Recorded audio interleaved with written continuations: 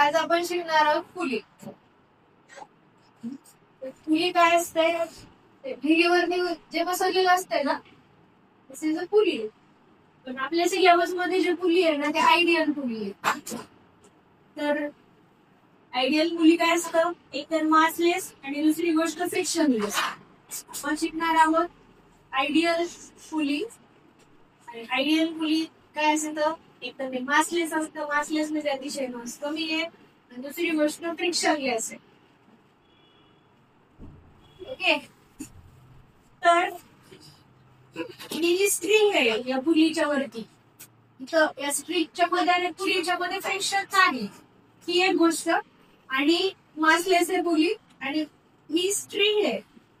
ही string पण कशी आहे? Ideal string. आयडियल स्ट्रिंग मध्ये आपल्याला माहितीये same string same tension.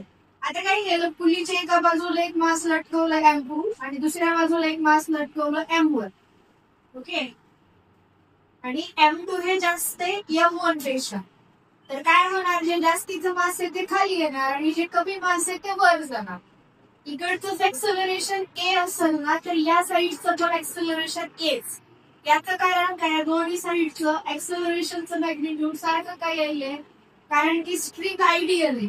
Ideal string मध्ये सेम टेन्शन असते, ही एक गोष्ट. आणि इनएक्सटेन्सिबल असते आयडियल स्ट्रिंग, म्हणजे ही तुटणार नाही. ऍक्सेलरेशन जर कमी जास्त केलं तर ही स्ट्रिंग तुटेल. सो दॅट्स वाय इकडच्या बाजूचं एक्सेलरेशन आणि इकडच्या बाजूचं एक्सेलरेशनचं मॅग्निट्यूड काय सारखे.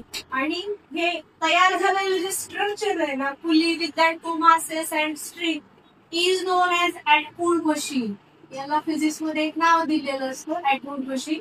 हे पुली, हे दोन मासेस आणि ही string, that whole structure is known as Atwood machine. आणि most of the time question काय विचारला जातो एक्झाम मध्ये की असं ऍटवुड मशीनचं स्ट्रक्चर दिलं जातं आणि या ऍटवुड मशीन मध्ये ऍक्सेलरेशन किती आहे सांगा आणि टेन्शन किती आहे सांगा. पूर्ण एकच स्ट्रिंग आहे. इथलं टेन्शन जर T असेल ना तिथलं टेन्शन काय असणार आहे? Tच असणार आहे. ओके, तर आपल्याला ना या ऍटवुड मशीन मधलं ऍक्सेलरेशन आणि टेन्शन कॅल्क्युलेट करायचं. आता दुसरा आता ऍटवुड मशीन मध्ये आपल्याला काय करायचंय, ऍक्सेलरेशन कॅल्क्युलेट करायचंय आणि टेन्शन कॅल्क्युलेट करायचंय. Okay, M2 is greater than M1. तर M2 A एक्सेलरेशन खाली जाणार आहे आणि M1 A एक्सेलरेशन वर जाणार आहे. इथलं टेन्शन T, इथलं टेन्शन पण T. तर आपण M2 चा एक फ्री बॉडी डायग्राम काढणार आहोत आणि M1 चा एक फ्री बॉडी डायग्राम काढणार आहोत. आणि या दोन फ्री बॉडी डायग्राम वरून जे इक्वेशन भेटणार आहे ते आपण सॉल्व्ह केले की आपल्याला या ऍटवुड मशीन मधलं टेन्शन आणि एक्सेलरेशन विचारले जाईल, म्हणजे कॅल्क्युलेट करता येईल. तर M2 चा फ्री बॉडी डायग्राम काढली. M2 वरती खालच्या दिशेला एक्सेलरेशन ड्यू टू ग्रॅव्हिटी, वरच्या दिशेला tension around the string away from the body. Equation काय केले M2 चं, T minus M2G is equals to minus M2 into A. Downward ला negative sign, upward ला positive sign. That's why tension positive, weight gravity negative, acceleration negative, downward आहे म्हणून M2A. So tension is equals to M2G minus M2A. This is called equation number 1. आता M1 साठी forces, वरच्या दिशेला tension, खालच्या दिशेला gravity. All forces is equals to mass into acceleration, Newton second law. So tension minus M1 into G is equals to M1 into A. इथे acceleration upward आहे म्हणून positive sign. So T टेन्शनची value याला equation number 2 म्हणूया. Put value in equation 1 of a tension. So equation 1 काय होईल, tension काय M2G minus M1A minus M1G is equals to M1 into A. एक्सेलरेशनच्या सगळ्या टर्म एका बाजूला आणि एक्सेलरेशन ड्यू टू ग्रॅव्हिटी या टर्म सगळ्या एका बाजूला. सो M1A plus M2A तर इथून जी कॉमन काढूयात तर M2 मायनस M1, इथून A कॉमन काढूयात तर this is M1 plus M2. M1 plus M2 division मध्ये आलं तर ऍक्सलरेशनचा फायनल मान तुला भेटला M2 minus M1 G into M2 minus M1 upon M1 plus M2. हा डायरेक्ट लर्न करायचं, पाठ करायचं, लक्षात ठेवायचं. काय formula? Acceleration is equals to G M2 minus M1 greater mass, जास्तीचं मास बघा कमीचं मास, आणि डिनॉमिनेटरला M1 plus M2. This is the acceleration in a Atwood machine. आता पुढचा पार्ट आपल्याला काय करायचंय, ॲटवूड मशीन मधलं टेन्शन कॅल्क्युलेट करायचंय. तर आपल्याला माहितीये tension is equals to M2G minus M2A. तर इथं ऍक्सलरेशनची व्हॅल्यू ठेवूया G M2 मायनस M1 डिनॉमिनेटरला M1 प्लस M2.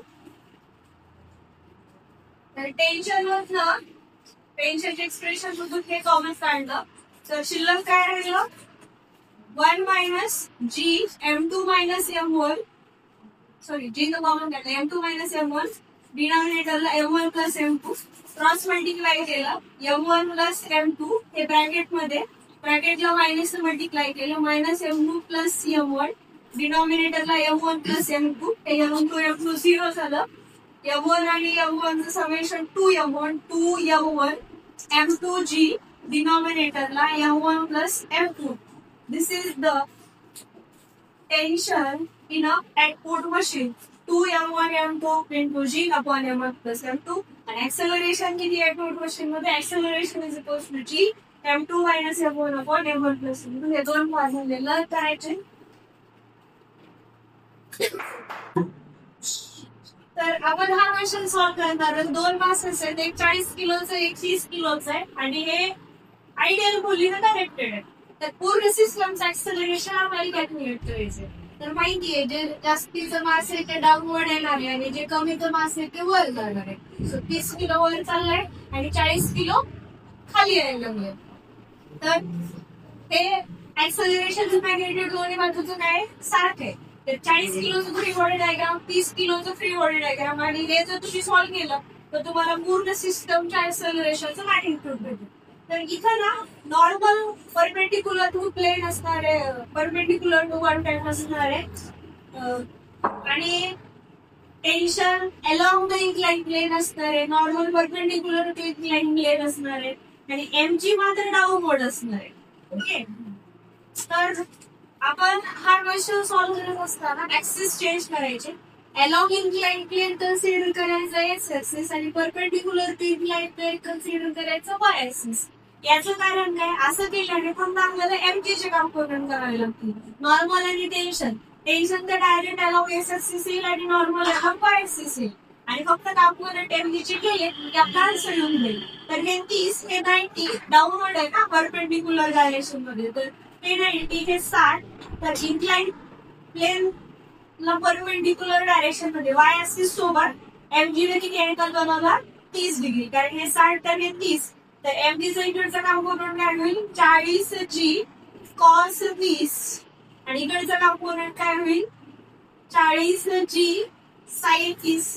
नॉर्मल आणि हे बॅलन्स होत जाईल कारण की ब्लॉक नावर चाललाय ना खाली चाललाय. ओके, आणि आपण या 40 किलोचं ऍक्सलरेशन या डिरेक्शन मध्ये कन्सिडर केलं. या डिरेक्शनला आपण प्लस मानूयात आणि बॅकवर्ड डिरेक्शनला मायनस मानूयात.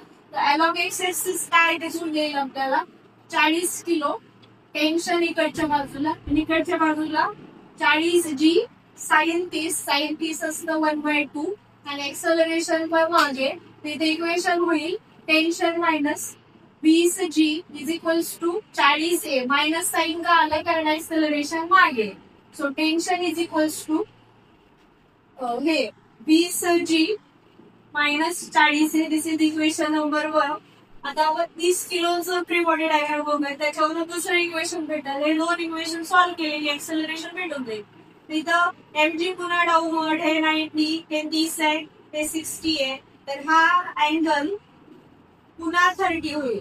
ओके, तर इकडचा कॉम्पोनंट हे 30G, हा कॉम्पोनंट असेल 30G sin 30 आणि हा कॉम्पोनंट असेल 30G cos 30 त्याला नॉर्मल ह्याचं बॅलन्स करून टाकत याचं tension along the streak away from the body या बाजूला असत आणि याचा एक्सेलरेशन आपण अपवर्ड कन्सिडर केले ही डिरेक्शन प्लस म्हणूयात आणि मागची डिरेक्शन मायनस म्हणूयात इथे इक्वेशन काय भेटल तर 30 किलो टेन्शन पुढच्या बाजूला मागच्या बाजूला 30G साइन 30 ची व्हॅल्यू पुन्हा 1/2 आणि एक्सेलरेशन पुढं इक्वेशन होईल tension minus 15G is equals to 30 into A equation 1 मधली टेन्शनची व्हॅल्यू इथे ठेवूया तर आपल्याला काय भेटेल 20G minus 40A minus 15G is equals to 30A हे 20G मायनस 15G हे होऊन जाईल 5G हे 40 पलीकडे गेलं तर त्या 30 मध्ये ऍड होईल ते होईल 70A तर एक्सेलरेशन भेटल 5G जी ची व्हॅल्यू असते 10 डिनॉमिनेटरला 70 0 गेट कॅन्सल तर 0 पॉईंट हे झालं 50 आधी 49 एक शिल्लक राहिला पॉईंट मुळे 10 7 1 7 0.71 मीटर पर सेकंड स्क्वेअर सो इथं ऑप्शन 1 मॅच करत